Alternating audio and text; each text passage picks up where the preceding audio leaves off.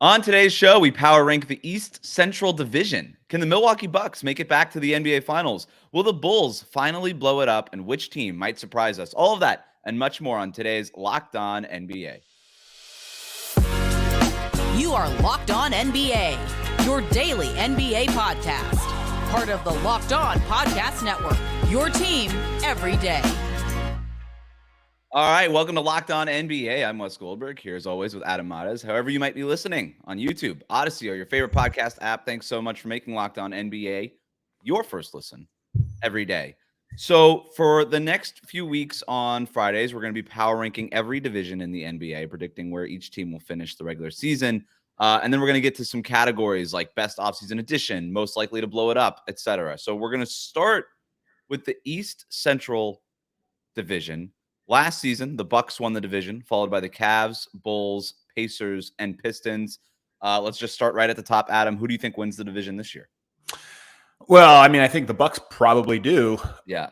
I mean, last year was kind of I don't want to say dysfunctional year, but a chaotic year for them. Chris Middleton going through a lot physically and obviously in his personal life. So missed last year, you almost throw that out. This year, I think it's going to be more in line with what you saw from the team 2 years ago. And by the way, last year they were tops of the division as well, even with all of the chaos. So I think Milwaukee's the easy and safe pick. Yeah, they won 58 games last year, and it still felt like they were just sort of coasting. And the question with Milwaukee was, when are they going to turn it on and do all these things? And then they lose in the first round to the Miami Heat. Giannis gets hurt early in that series, and it kind of just derails the whole thing for them.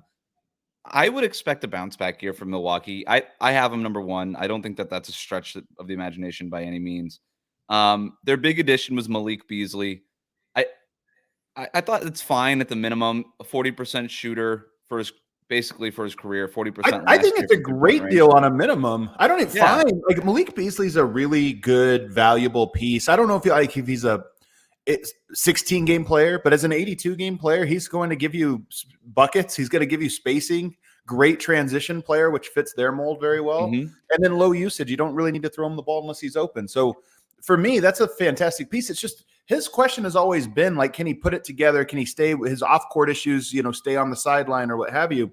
But I think Milwaukee's probably a good culture fit for him in that way.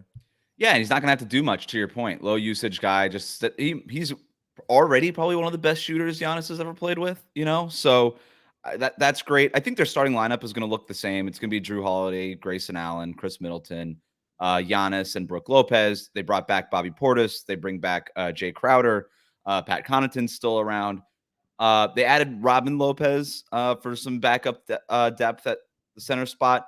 My two swing guys for them, Marjon Beauchamp in his second year, can he give them anything on the wing? And they're really there's stuff coming out of Milwaukee. They're pretty high on AJ Green. It sounds like this second year backup point guard shot 42% on threes. Obviously extremely low volume last year, limited, but there's Bucks fans that are pretty excited about him. They lose Javon Carter. There's going to be some room there for backup point guard. What's it going to look like for them? But for the most part, Milwaukee, the biggest thing for them is the new head coach, right? They lose Mike Budenholzer. Yeah, you bring in Griffin there. And so what does that look like? I don't really even expect that much of growing pains in terms of what it looks like overall record. There's going to be obviously differences between Bud and now, but I think with Giannis, you're just going to win regular season games. It's not like they're just going to keep winning games, even if there is still maybe a rocky kind of growing process. All right, there's two layers to this. And one of them I didn't think of until you were talking and kind of laying out the point guard situation. Rookie head coach is always a mystery. Mm-hmm. And a rookie head coach with no point guard. I mean, Drew Holiday's the point guard there, and then Giannis obviously doing some ball handling. But if you said who is the second point guard on the roster, you're right. AJ Green, Grayson Allen, not a point guard, but maybe he handles point guard duties here. Yeah. So you're right that there's a real if something happens to Drew Holiday, what do you do in a pinch? Do you have to add somebody? Do you have to kind of panic if it, this or that? So I do think giving a rookie head coach, not giving him a solid point guard could spell some issues as he tries to get the team going. But then second, last year, Giannis seemed to become a little disgruntled, and understandably so. He was carrying the team for a long time with Middleton not there and, some friction perhaps with him and Bud. this is a fresh start. It's a restart. It's a reset, after a first round loss. But rookie head coach, just how many times have we seen a player come in, get a new head coach after some turmoil, and it's almost like we're in a prove it moment. Like, you prove to me that this team still has championship aspirations and capabilities, and then I'll buy in. And if things go a little sour, I just think that Coach Griffin's going to be in a really, really tough spot. They still have some room to add a backup point guard if they want between now and training camp, and obviously by the time the regular season. But I just don't know who the backup point guard out there is. Like, Goran Dragic finished the year with them last year. He's still a free agent, but it kind of feels like maybe he's holding out for a return to Miami. Maybe Milwaukee's not all that interested in bringing him back. I don't know. Maybe there's somebody else out there that they could add or trade for, but I don't really know what they could trade at this point. I mean, just even as secondary ball handlers, I mean, you had Ingles last year who could handle, he's not a point guard, but again, no point guard lineup. He brings the ball up and does this. You lost a few of those options, and I don't know if they have the depth of those to survive. I don't think this is a playoff problem, but I do think it's a regular season problem, especially for a rookie head coach. Yep. And like you said, one injury and there's a snowball effect from there. So I'm with you. I had Milwaukee number 1. Again, not very surprising. Number 2, I've got Cleveland. Don't think that's surprising either.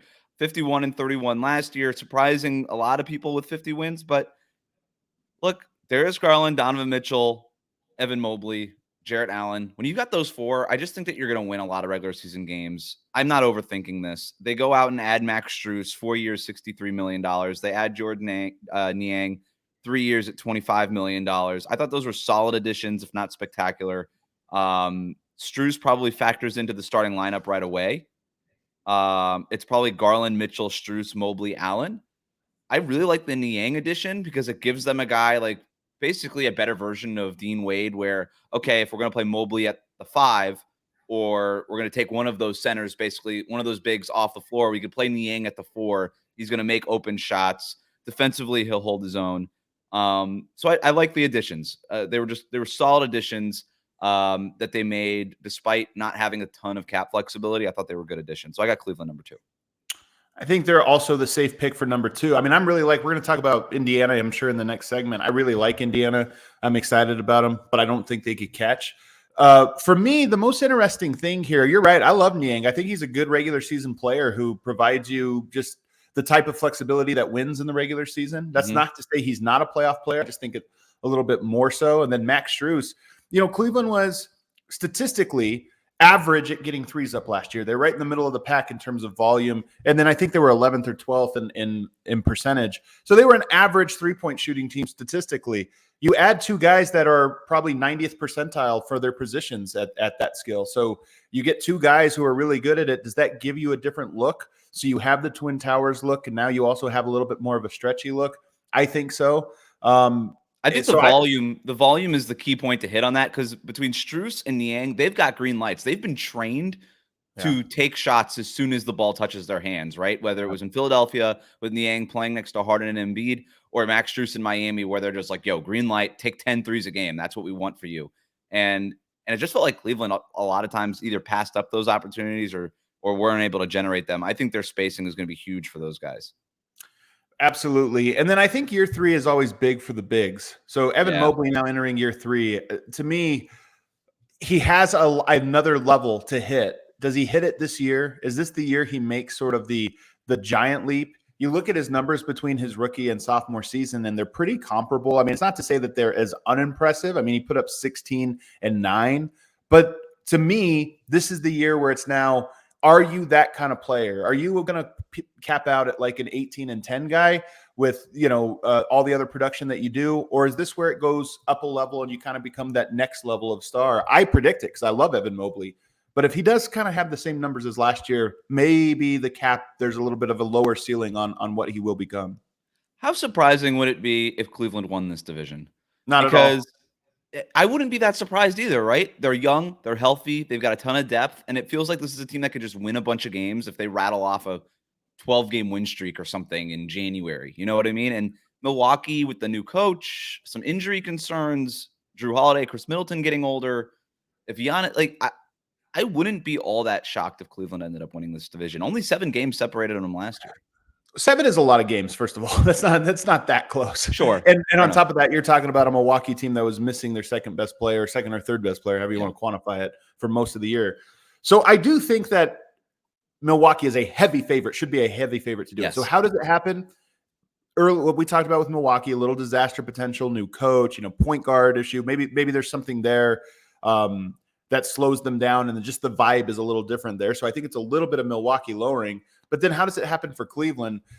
It's got to be that Evan Mobley leap for me. It's got to be that he becomes a little bit more than this like solid rim protector role player. I'm not role player. I mean, he's a good player, but he's got an offensive upside to me that you can kind of like, there's layers to it. You can start to unwrap. And I just don't know that we've seen that yet. So for me, it would be a big leap from Mobley and then probably a little drop off from Milwaukee. But I love Cleveland. And a lot more 3-point shooting for the Cavs too. If you get that higher volume and a higher rate, that leads to so many more regular season wins. They also, by the way, are a prime midseason trade team. Yep. So they're a team, obviously, that Donovan Mitchell. I have some notes for him later on in today's show. But Donovan Mitchell entering a contract year. Darius Garland, is he the guy that you want next to Mitchell? They're both great players, but is that how you build the final form of this? Is a real question mark to me. And then, as much as I loved the Twin Tower lineup last year of Allen and Mobley, that's another one where you think, is that the final form, or is that the one that got us to this point? Right. You could, if you end up loving the Niang and Mobley front court, do you try to move Jared Allen or something like that in the middle of the year? It's an option, especially if Mobley takes that leap that you were talking about. All right, we're going to continue our power rankings. Can the Pacers make a leap and even make the playoffs? We're going to talk about that next here on Locked On NBA. Today's episode of Locked On NBA is brought to you by Ibotta. Picking up burgers and hot dogs for a summer barbecue, you're already doing it, so why not get cash back for it with Ibotta? Ibotta gives you cash back on hundreds of grocery items, from produce to personal care to pantry goods, so you can make sure you're beating inflation no matter what you're purchasing. Either link your loyalty account or upload your receipt after you shop and get your cash back. It's that easy. The average Ibotta user earns $120 per year. That can cover the cost of an entire shopping trip. Or you could just use that cash back to buy that thing that you've been eyeing, the flight that you've been wanting to take, that game that you've been dying to try, or a fancy dinner that you've been craving. Other apps give you points that don't amount to much. With Ibotta, you get cold, hard cash back that you can cash out to your bank account, PayPal, or even use them on gift cards. You can earn cash back on hundreds of online brands and retailers too when you start with Ibotta, including Lowe's, Macy's, Sephora, Best Buy, and more. So right now, Ibotta is offering users and our listeners $5 just for trying Ibotta by using the code LOCKED when you register. Just go to the App Store or Google Play Store and download the free Ibotta app and use the code LOCKED. That's Ibotta, IBOTTA, in the Google Play or App Store, and use the code LOCKED. Welcome back to Locked On NBA. Going through our power rankings of the Central Division. We agree Milwaukee number 1, Cleveland number 2, most likely way to finish it. Let's move on to number 3. Adam, I flirted with having the Pacers here, and I really wanted to put the Pacers here, but I couldn't put the Pacers here. I still think Chicago comes in third. I thought their offseason was bland.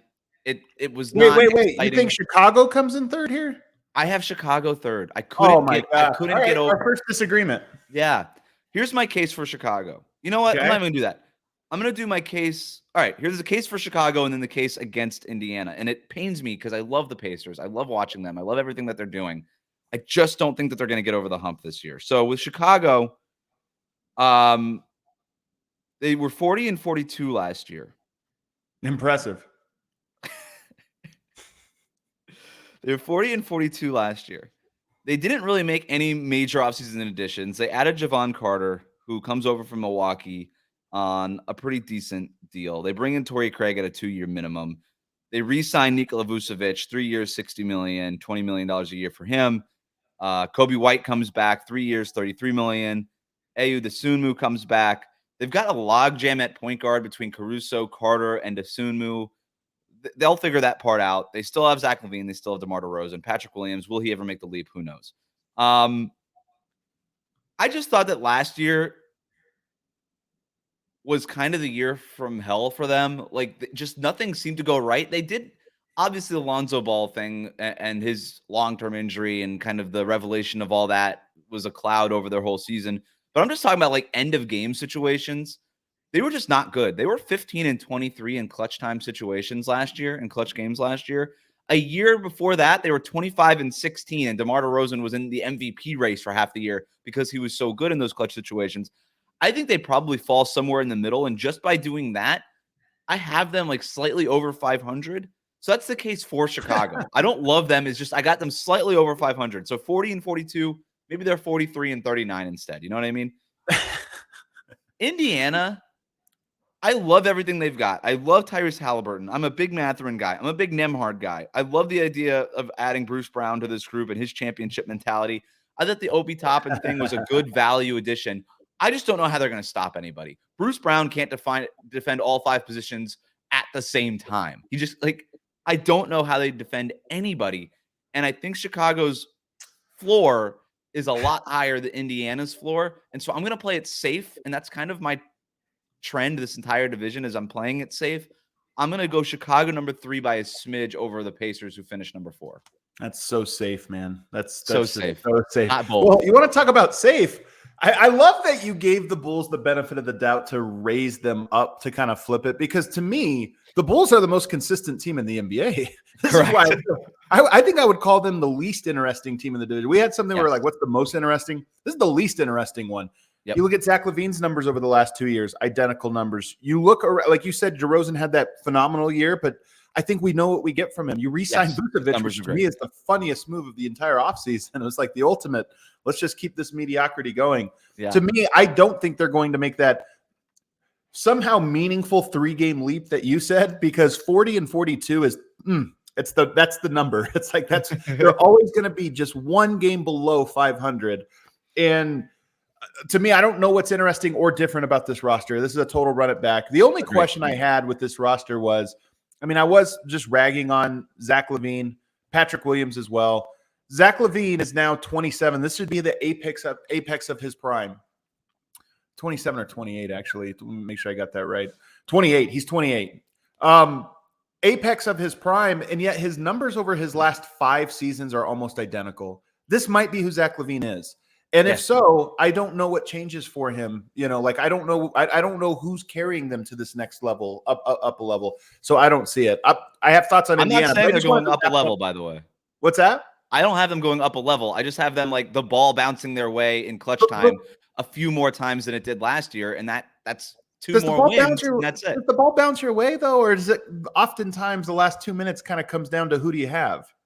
I think DeRozan, when you have him, the ball bounces your way a little bit more. That dude's clutch. And he is clutch. He's good. I'm not talking about something crazy. I'm just saying instead of 40, even 42, maybe they're 42 and 40. And I don't know that Indiana gets to that point. You know what I mean? I don't.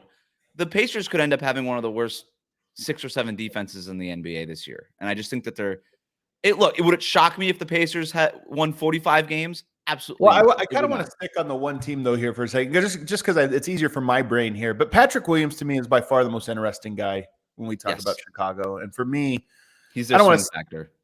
Yeah, and he's another guy. We were talking about Mobley earlier. He's going to be coming into his 4th season. The numbers every year are pretty similar. If you look just at the numbers for him, shot the ball very well, albeit on pretty low volume. To me, this is the year, like they need him to be something different, to be something more impactful. And if that's the case, then I'm with you. I'll go all the way up to 43 wins with you. I've been pretty high. I've been pretty high on Patrick Williams, but like I was talking to some people around Chicago last year when they were here in Miami, and it's very hit or miss depending on who you talk to. But there's some people that are just like, he don't got it, and that was very surprising to me to hear that from people who like cover the team and know the team much more than I do. But all right, so we're moving off Chicago, somewhere between 40 and 43 wins. You're right, most consistent team in the NBA. Look, I want you to convince me, and it's not going to be hard for you to convince me on the Pacers. I just can't get over their defensive concerns. I think I love their long-term upside. I love Tyrese Halliburton. He's one of my favorite players in the league to watch. Like I said, I love Nembhard. I love Mathurin. There's so many guys on this team that I really, really like. I just have a hard time seeing them winning consistently to the point where they're at 44 or 45 wins. Well, first of all, defense definitely helps you win championships, especially in the postseason. In the regular season, there are other things that can contribute to having a great record. Offense, obviously, being part of this, point guard play being a huge part of this, and they have a lot of very compelling young guards, and they're going to have a lot of spacing and just a lot of dynamic, I think, offensive play. I mean, first of all, Tyrese Halliburton is as entertaining a young point guard as you're going to get. Yep. I really like Nembhard here coming into. Let me see here. Let me make sure I got this right, because we got Benedict Mathurin coming in. Yeah, we got Nembhard and Mathurin are going in their second year. Into their second year. Oh, I'm on the wrong year. That's why I was looking at it. I was like, they're showing rookie. I know it's not. Yeah, his second year here. I love Bruce Brown, obviously. Watching him in Denver up close. You still have – I love Obi Toppin too. Like, he needed a second home. He's a great second draft guy, in my opinion, who fits a fast-paced, fast-breaking type of offense, playing with all of these guards. Like, he should not be a guy, in my opinion, where you're putting the ball in his hands a lot. He should be slashing. He should be playing in the open court, and he's going to be on the court with fast-paced players all of the time. So I love him. And then you say no defense, and you're right. You got Miles Turner. You got some length. You're going to be able to play up and down. You're going to be able to outwork every team just because you're so young, so dynamic. I think that they're going to be better than the Chicago Bulls this year. Look, it would not shock me, but last year, like their model is right. The Sacramento Kings model is just blow the doors off of every team, defense be damned, and it worked for Sacramento. But like we think about the Pacers as like this really fun, electric offensive team, and they are a lot of fun to watch. But they were 21st in offensive rating last year, and they had the 6th worst defensive rating last year. Like the jump that you're asking for, that equates to like who cares about defense because our offense is so good. Is going to be such a major leap. And I know that Halliburton's getting better. Mathurin's getting better. Bruce Brown, he's a good offensive player. He's not the difference between 21st and a top 5 offense in the league. No, but he is a menace, though. And I'm just saying, like, if you think about teams having an identity and like something, maybe not an individual punch. We always think of individuals. But this is a collective, frenetic energy, fast break, up and down the court potential with this team that I think will wear people out. Like, they're young. They run. They have dynamic play from their guards. I think a lot of regular season teams are going to come into Indiana this year in the middle of a road trip, because guess what? You always play Indiana when you're doing like the swing through the Midwest. Mm-hmm. You're going to play Indiana on the middle of a road trip, and I just think they're going to run you out of the gym a lot. I hope they do. I love watching them. I hope they win more games in Chicago because they're dramatically more interesting than the Chicago Bulls are. I'd much rather have the Pacers in the playoffs than Chicago. All right, last one. We'll just do this before we go to our break and get to our categories like team most likely to blow it up and things like that. The Detroit Pistons, they were 17-65 last year. They draft Asar Thompson at the top of the draft there. The big thing for the big additions for them were Monty Morris and Joe Harris that they got basically on salary dumps, and they're good players that can help round out that lineup. They bring back Isaiah Stewart, Big Stu, 4 years, $64 million extension, still kind of involved in trade rumors for some reason. Well, yes, he is. So there's all of that too, but did not make a move to trade away Bojan Bogdanovic. He comes back. They have Jaden Ivey coming into his second year, Jalen Duren coming into his second year. James Wiseman's coming back as their backup big. But the big thing for them is getting Cade Cunningham back. That's the big difference for them. I kind of like this roster. I'm not picking them to win a ton of games. I just kind of like the roster. I like the long-term upside. To me, I don't know. Do you have any opinions on the Detroit Pistons? They come in last. I think we agree on that.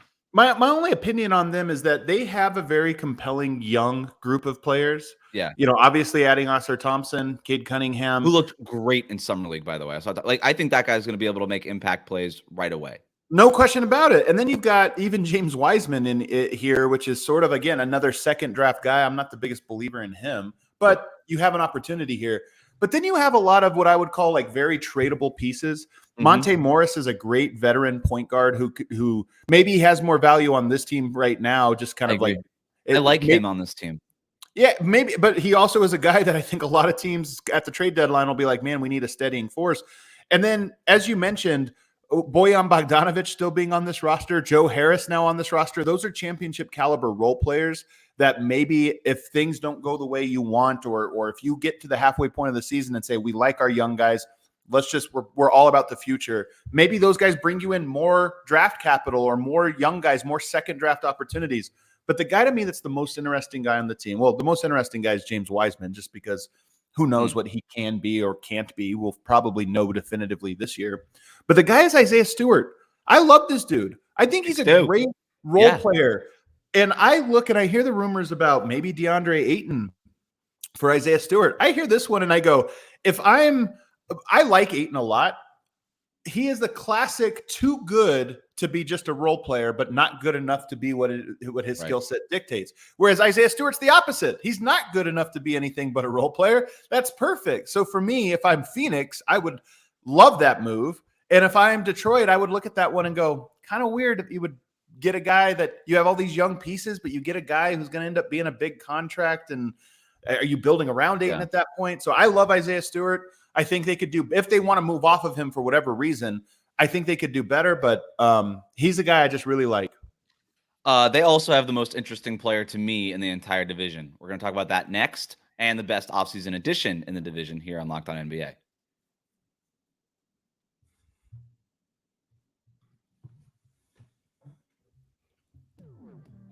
Welcome back to Locked On NBA. Thanks for making Locked On NBA your first listen every day. All right, let's move on to some categories.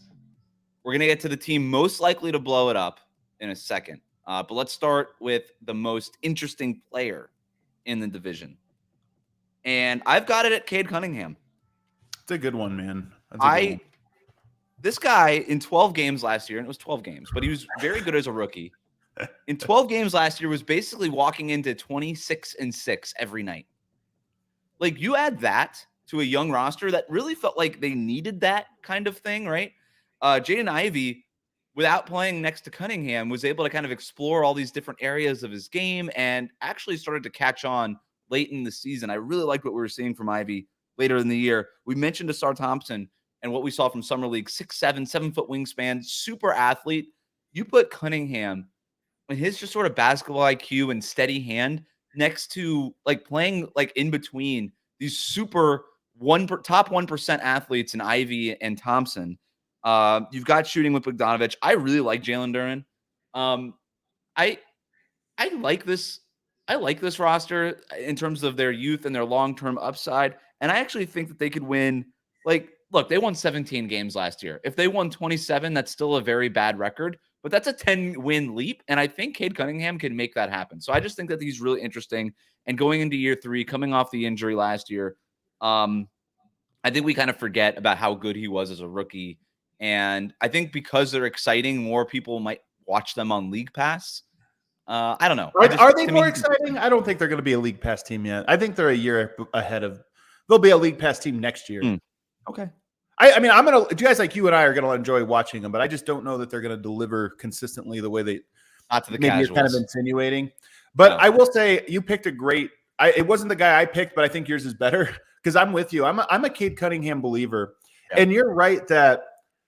I was sitting here thinking, who are great players that missed their second season and then came back their third? Because there is something too in the NBA, getting a year to get your body right, where you almost focus on that, and then also just like a year in the lab, more or less.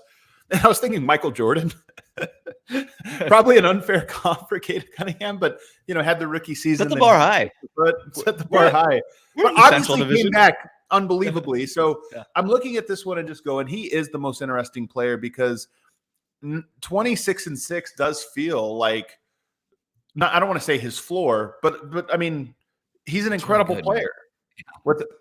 He's like, and it kind of does feel like his floor. He's so steady, and he's the kind of player that when you have him running things, the domino effect is so extreme because it's just, he's the steady hand and everybody else is able to play off of him. You put him in this lineup and all of a sudden everybody's roles just fit, where I thought like Ivy was playing way out of position, asked to do way too much last year.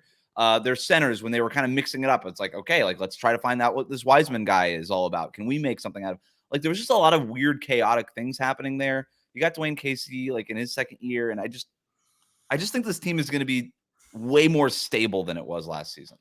Yeah. Who's the guy I picked was Donovan Mitchell.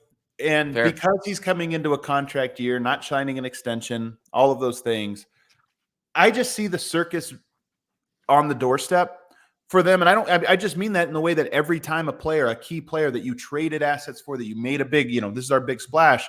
Every year that player goes in a contract year, it can be a distraction. But also, Donovan Mitchell to me, and it came quick. He sits to me now on the edge of what is he? Because I think 3-4 years ago, the bubble drops multiple 50-point games, but they lose. Has the breakup with Rudy Gobert, kind of public, fighting. Obviously a great player, has 50-point potential in him. He had a 60-point game last year, right? He has 60-point game. He has 60-point potential in him. So this is an incredible player. But I look at it and I think there's a lot of great guards in the NBA, Wes. A lot of great guards. Is he special, or is he another in a long line? Is he a Bradley Beal type we think of Bradley Beal different than we think of Donovan Mitchell right now? But that move into that box of, yeah, he's good, but there's a lot of good guards. I could just see that coming, and with a little distraction with his contract being up. And that backcourt is interesting just in general between Darius Garland and Donovan Mitchell, because if I'm a Cavs fan, I want Garland bringing the ball up almost every single play. I mean, not every single play, but more often than Donovan Mitchell. I think Garland is that exact right point guard mentality, traditional, wants to get guys involved, can also score 24 points on a nightly basis if he wants it. Good 3-point shooter. And just has a 3-point shooter. Yes. And then has way better chemistry running pick and roll with their bigs than Donovan Mitchell does, where Donovan Mitchell kind of operates on an island by himself sometimes in that offense. This is my point. How can they kind of generate more, just better offensive looks, better flow, all that stuff? Does the addition of shooters like Strus and Niang help them? Maybe. Yeah. Maybe that helps Donovan Mitchell specifically. I don't know, but it's a good one. He is very interesting and kind of figuring it out. Like I said, I wouldn't be totally caught off guard if Cleveland somehow won the division. But also, would it be crazy if they didn't win 50 games? I don't think that would be crazy either. If the kind of that new car smell off the Donovan Mitchell trade wears off and maybe something is lingering there, because there's also the question about his extension. Will he re-sign and all these things? I mean, we've seen how that can platoon a season. But here's the thing, Wes. Donovan Mitchell now has 8 playoff series under his belt.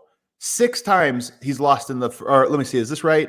2-3 in the first round in the West, 0-1 in the first round in the East, and then he's made it to the second round twice. So again, these things sneak up on you, but you start to get a player that was has had great regular season success, but not playoff success, has performed individually very well, but the team hasn't won, split up with the second best player in your last one, kind of messy. Now you get here, and what did you just say? Darius Garland has better chemistry off the guards, even though Donovan Mitchell's the star. I just say at some point, these things you say, okay, forgive. I understand. It makes sense here because of this. But at some point you go, I don't know. This guy just kind of always loses in the first round and never gets the most out of everybody else around him. And I just think this is a year where that could turn for him. All right. I want you to rank the following 6 young guards in the Central Division, from the one that you would want the most to the one that you would want the least on your team. Tyrese Halliburton, Benedict Mathurin, Cade Cunningham, Jaden Ivey, Donovan Mitchell, Darius Garland. So basically the Pacers backcourt, the Pistons backcourt. Donovan Mitchell, is he young? What is he, 27? Does he belong in this category? I don't know, but we were just how old is he? Let me look it up real quick. He's 27. 27.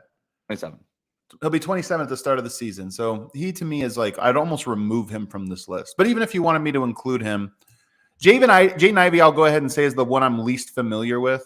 Okay. I'm going to say Cade Cunningham for me is my number 1. Halliburton is number 2. And those two to me are closer probably than most people. Like a 1A, 1B. Yeah. Yeah. I really like them. I might take Halliburton 1 and then Cunningham, but I'm either way. Yeah. Either way, I think I like Halliburton more, but maybe I believe in Cade, just the size, the strength. Mitchell to me would probably be number 3, even though I don't think he belongs in this list. Garland would be number 4 for me. And then you'd have to Aiden Ivey, and I'm not a huge Mathurin guy, to be honest. It's not my mold of player I love the most, but him and Jaden Ivey would probably be at the end for me. I'm probably with you. That sounds about right. All right. Let's do best offseason edition next. Who do you got for this? I went with the loudest one, maybe just loudest one to me, which is Bruce Brown. Yeah. I like what he brings to that team. Like I said, they just have an identity. And if they didn't have him, I'm not sure I would say they have that identity. He's the one that pushes it over the top, where I'm like, they've got a lot of guys that are just going to play faster than you and probably have more energy than you, mostly because they're young. But then Bruce Brown, who's not necessarily young, plays with that energy all the time. So I like him. I think he'll be a good culture fit. I do love the label. It's so funny hearing people like you say he's got that championship mentality. The shine of winning a title, man. I love it. It just carries it for everyone. So I went with him. I went with him too. Shout out to Niang. We already talked about him. I thought that was a really good. Of the 2 Cleveland signings, I like that even more than the Max Strus one. 40% on threes for his career, just fills in that gap that they really need. He's a guy that could play the 3 or the 4 for them. I think he can close a lot of games for them, and he probably will, is my prediction. So I've got Bruce Brown as my number 1, but Niang is kind of a close number 2 in terms of value and what he could do for them for fit purposes. All right. Finally, the team most likely to blow it up. What do you think? This was really tough because I don't think any team here is going to blow it up. Okay. What would it mean to blow it up for the Pistons? They're already kind of blown up. Right. If they trade Bojan, does that count? Like, not really. Yeah. I don't see the Pacers blowing it up either. Like, they're just early in their process, so I don't see that. So now you basically get down to the Bulls, who never blow it up. It's like against their MO to blow up anything. They just stay mediocre. And then you have the Cavs and the Bucks. And I don't really see either one of the wheels falling off for those 2 teams, even though they do have the potential there. It's just very unlikely. So I went with the Chicago Bulls because I guess it's more likely for a team that has done the same thing year after year and gotten the same results. Maybe this is the year where they go, all right, we move some of these pieces and start over. Bad start, and then they decide to just buy the deadline. It makes sense for them to be the team to do it. Maybe I'm just keep thinking myself, not thinking what the Chicago Bulls organization does repeatedly. I think it would be tempting to go to Chicago. I actually did go with the Indiana Pacers.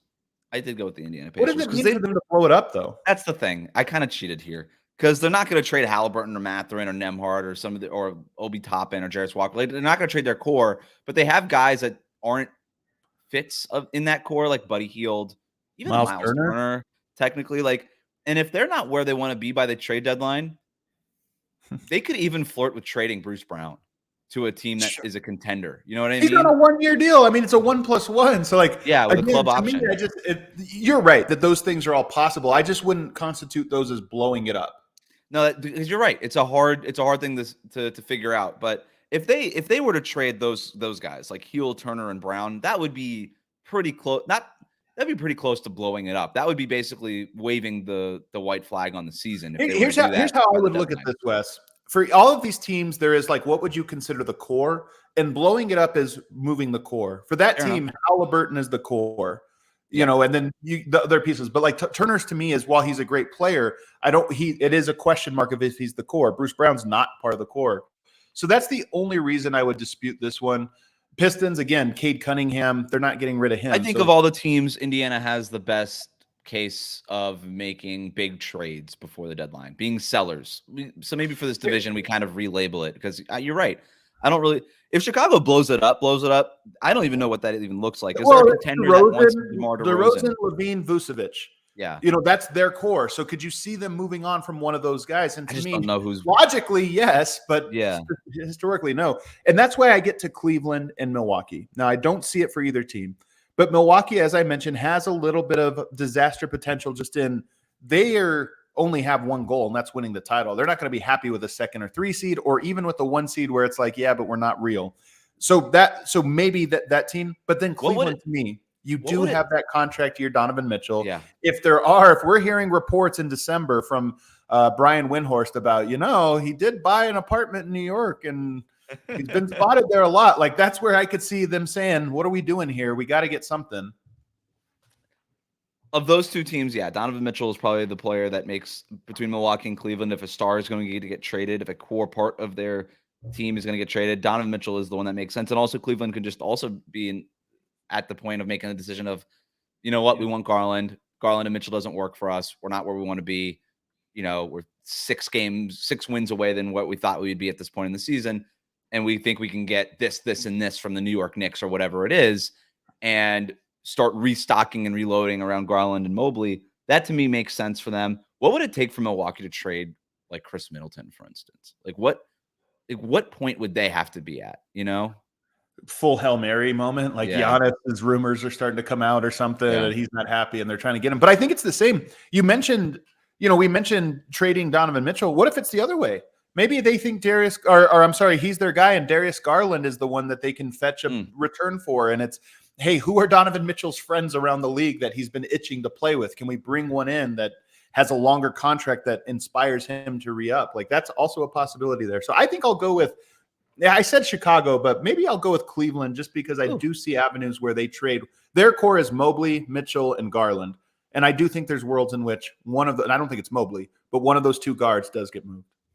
Would trading Jared Allen count? I don't think so. I mean, he's like on the edge of it, but no. Yeah, not really. Yeah. All right. That was the first edition of our Power Ranking Central Division. That was fun. We've got more divisions coming up through the next couple months, Adam. So yeah, we'll just keep doing it. Thanks for making Locked On NBA your first listen every day, everydayers. Make sure that you're subscribed to Locked On NBA on YouTube, Odyssey, wherever you get your podcasts. The show's going to be back on Monday with the biggest stories from the NBA weekend. And then until next Friday, you can find me over on Locked On Heat. Adam is over at Locked On Nuggets. Have a great weekend.